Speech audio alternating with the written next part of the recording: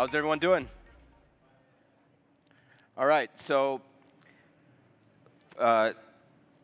over the past 4 years of building Alliance, what we've realized is the fact that founders need two key areas of focus.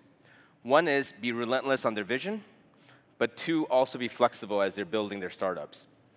Paul Graham once famously said, building a startup is a lot like building a rocket ship in parallel to writing it. The key is to stay close to your users, iterate, be stubborn on your vision, but also be flexible on your details. So I know I have 5 minutes, but I want to give you 20 key lessons that I've learned building a startup, and also alongside that, building startups with founders like Tenzor, Pump, and many others. As you know, Alliance has been around for about 5 years now. Here are some of the startups that we've incubated. We've had about 150 startups that have came through our accelerator program, and about $11 billion in valuations. And so what I want to spend the next 4 minutes on is talk about the 20 lessons that I've learned and many of our founders have learned. And if you could take away one lesson out of this whole presentation, I've done my job. The first is always start with a small problem. Don't go after the, VCs always will tell you, go after the biggest market ever. Give me the total addressable market, blah, blah. Usually that's wrong. And the right answer is go after a small group of users. And two is either look for a design space that's new. I mean, crypto, we're lucky enough that we have many areas of places to experiment. And so those are two things I want to leave you with there.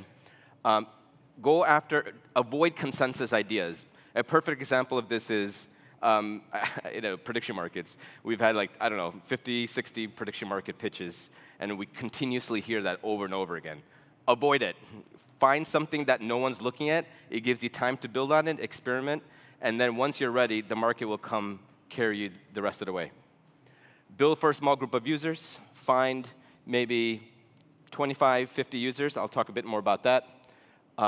Within 30 days, if you have 30 days, you build an MVP, a concept to help validate your thesis. So let's say you have an idea that you want to go build after, and you want to validate it, build an MVP first.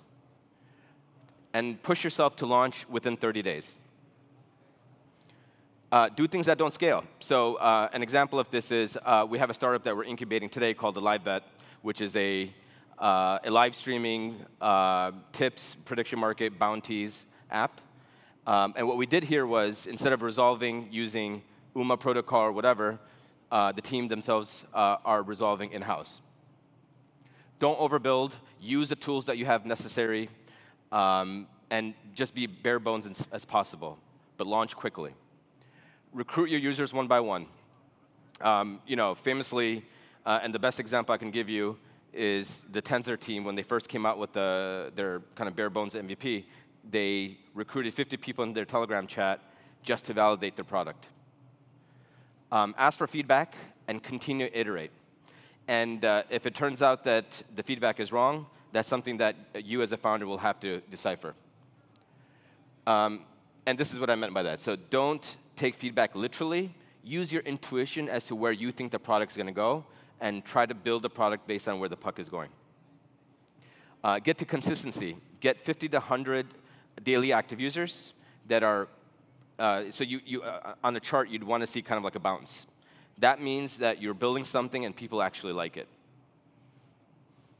And then from there, once you have some sort of steadiness in DAOs, and you see it kind of like an upward trajectory, then what you want to do is start to kind of think about what your business model is going to look like. Drill down on your metrics and figure out what is causing the growth.